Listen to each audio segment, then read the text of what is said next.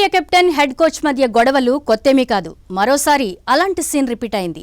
Head coach Gautam Gambhir, Rohit Sharma మధ్య విభేదాలు తలెత్తాయా? వారిద్దరూ మాట్లాడుకోవడం లేదా అంటే అవుననే సమాధానం వస్తోంది. అప్పట్లో చాపెల్, సౌరవ్ గంగూలీ, కొన్నేళ్ల కిందట అనిల్ కుంబ్లే, విరాట్ కోహ్లీ మధ్య విభేదాలు భారత క్రికెట్లో పెను సంచలనం సృష్టించాయి. ఇక ఇప్పుడు గంభీర్, రోహిత్ ద్వయం కూడా ఆ దిశగానే నడుస్తున్నట్లు తెలుస్తోంది.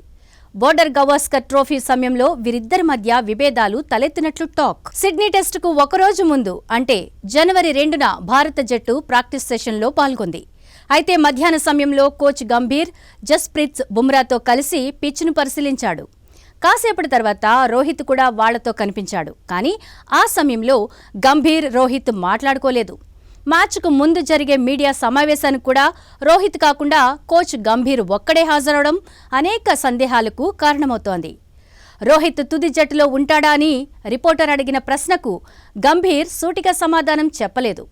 ఆటగాళ్ల ప్రదర్శనే తుది జట్టుకు ఎంపికయ్యేందుకు ప్రామాణికమని చెప్పుకొచ్చాడు. అంటే రోహిత్ సరిగ్గా ఆడడం లేదని అర్థం కావచ్చు. నిజానికి ఓ కోచ్ ఎప్పుడూ తన ప్లేయర్లను సపోర్టు చేస్తూ ఉంటాడు. అయితే గంభీర్ ఏదో నామమాత్రంగా రోహిత్కు సపోర్ట్ ఇచ్చినట్లు మాట్లాడాడు. ఇక సిడ్నీ టెస్ట్లో రోహిత్ స్థానంలో గిల్ను సెలెక్ట్ చేశారు. అయితే రోహిత్ శర్మను 5వ టెస్టులో ఆడించాలని బీసీసీఐ అధికారి ఒకరు గంభీర్కు సూచించినట్లుగా ప్రచారం జరుగుతోంది. సిడ్నీ టెస్ట్ తర్వాత రోహిత్ టెస్ట్ ఫార్మెట్ నుండి వీడ్కోలు పలికే అవకాశం కల్పిస్తే బాగుంటుందని ఆ అధికారి చెప్పారట. కానీ గంభీర్ మాత్రం అందుకు ఒప్పుకోలేదని సమాచారం. ప్రపంచ టెస్టు ఛాంపియన్షిప్ ఫైనల్ అవకాశాలు సజీవంగా ఉంచుకోవాలి అంటే ఈ మ్యాచ్ కీలకమని, తాను ఆటగాళ్ల ప్రదర్శనకే ప్రాధాన్యతనిస్తానని స్పష్టం చేసినట్లు వార్తలొస్తున్నాయి. ఇక బోర్డర్ గవాస్కర్ ట్రోఫీలో పేలవ ఫామ్తో ఇబ్బంది పడుతున్న రోహిత్ శర్మ చివరి టెస్టుకు విశ్రాంతి తీసుకున్నాడు.